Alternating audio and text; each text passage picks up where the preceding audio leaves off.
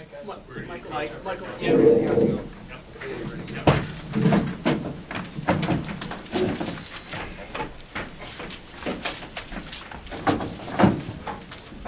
Okay, go ahead. Did you feel like you were getting some things done early on against them? Yeah, it felt good. First quarter, first half, really, we moved the football. Just didn't finish drives. Poor execution at times, critical times when we needed to, and they made some plays. And to win a game like this, you have to finish more drives. This was the worst we had all year as far as finishing drives inside the red zone across the 50.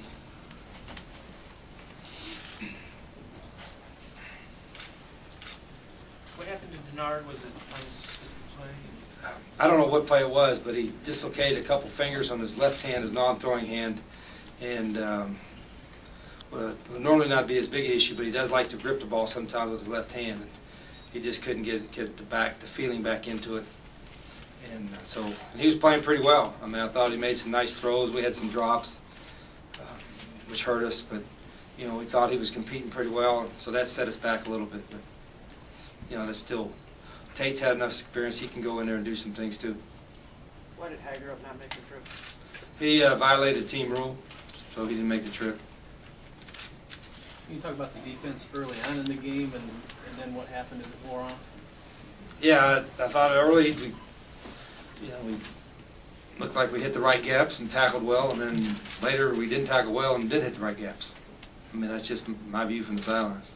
You put most of those drops on the receivers, or was it Denard not putting the ball where they needed? No, I thought he was pretty sharp. I mean, when they got tight coverage, which they do, sometimes the window to complete it is smaller, and you got to make difficult catches. And our guys have made a bunch of difficult catches in time. We were down a little bit receiver, because Junior didn't play.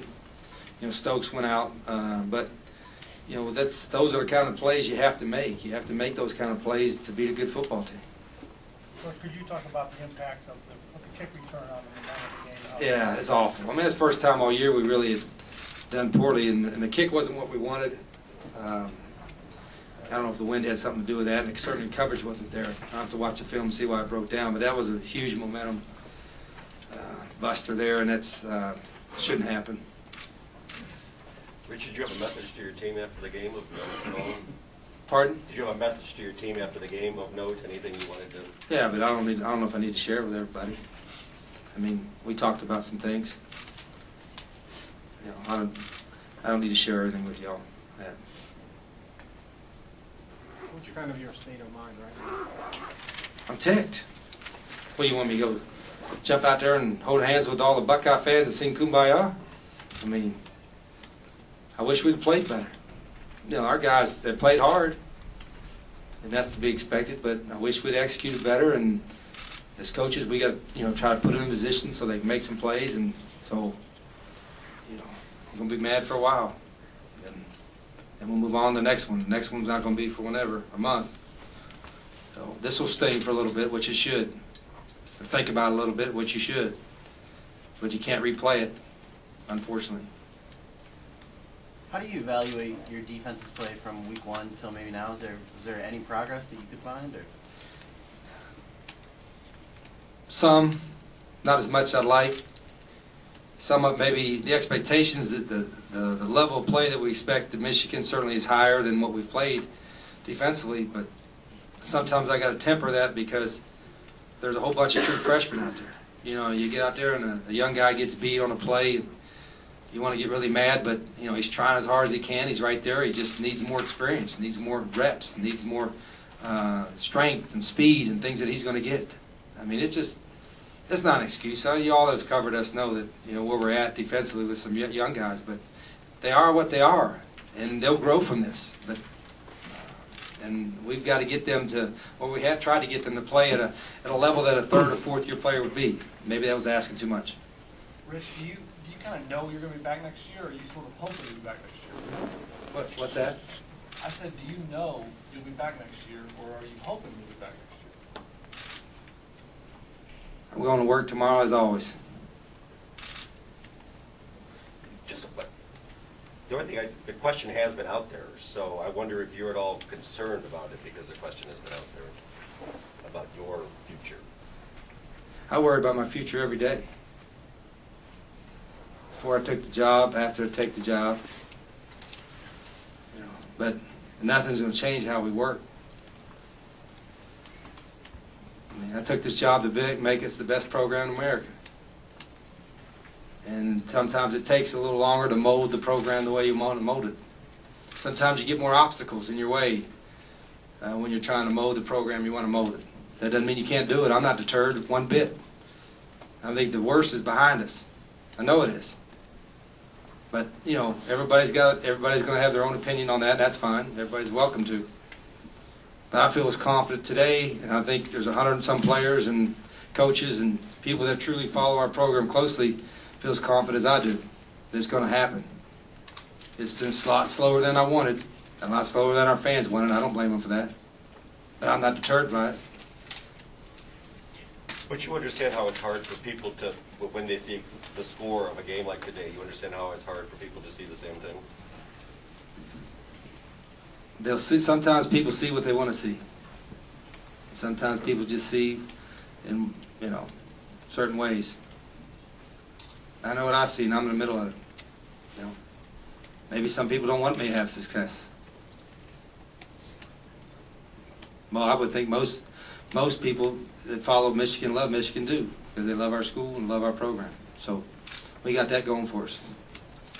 Rich, what is it that you see that maybe the rest of us don't on an everyday basis that gives you that confidence? Because I'm with them every day. I see the attitude, how that's been transformed. I like how recruiting's gone the two recruiting classes I've been able to have. I like the way recruiting's going now. You know, we made progress, but not as much as a lot of folks want, not as much as I want. I mean, you kidding me? I'm not used to this either. Y'all sit over and think like I'm not used to this, none of this. These coaches aren't used to this. We're used to playing for championships and BCS bowls and all that too. It's been frustrating as heck. But I'm not deterred because I know where I'm at, I know what we're doing, I know what we have in the program, I know what we need to do to fix it. I'll evaluate everything again, start tonight, tomorrow, everything we got to do so we can get better next week, next month, and next year. We will be better. You guys have any other questions about the game today? Yeah, anything about the game? Coach, About the game? Coach, The game. Yeah, The game. Coach, Okay. your offense scored 7 points today. Did their defense match up better with your offense than others, or was it a matter of execution on your offense? A little bit. I mean, they're athletic defensively, and they did a nice job. They made some plays, some nice plays that we thought in the passing game. I mean, some bang stuff where guy may have been open or they hit the ball away at the last minute. But again, offensively, particularly the first half, we were just more disappointed we didn't finish drives. I mean, we had some things going and moving the football and running and throwing, and we didn't finish drives. And some of that was them, but a lot of it was us too. And in that same vein, Coach, on not fishing drives, the fumble in the first quarter, how big was that? Yeah, Denard's, we had some momentum there, and then Vincent's fumble. I don't know if they scored after that one, but certainly we had the ball across the 50. And, we've had, at the beginning of the year, we had no problem with turnovers. In the last part of the year, we've had more of it. And I don't, again, I have to watch the film and see why. But, we'll get to the point, where we can overcome those. We'll be good enough to, on all three phases, to overcome some of those bad spots. Obviously today we weren't good enough to do that, to overcome those. Along with the turnovers, the penalties and stuff that you guys have been emphasizing in practice, was it just a hostile environment, or like what was going on with it? Yeah, a couple personal fouls. That's the stuff after play is silly. I mean, there's no need for extracurricular stuff after play. There's enough intensity during the whistle, so we'll get that part fixed. And then we had one penalty. We've been really good with all year with no pre-snap penalties, procedure penalties are lining up wrong, and then, we had a, 20-some yard pass, had some momentum, and had a pre-snap penalty which set us back, and with a young guy. So those are things that we shouldn't do. On Denard's fumble, it looked like you were talking to the refs. You saw something you didn't like. Was it a face mask, maybe, or? I know you got to watch what you say. Yeah, I don't remember seeing the face mask. I don't remember what was going on with that one. Did he lobby to go back in much in the second half? No, he did it when we put him in. He wanted to try it. You know, initially we were going to just keep him out, but he didn't feel him. He said, "Coach, let me try it one time." And so we did. And after we went in, and when he came back out, he said, "Oh, I can't feel it." Whatever. Which two fingers?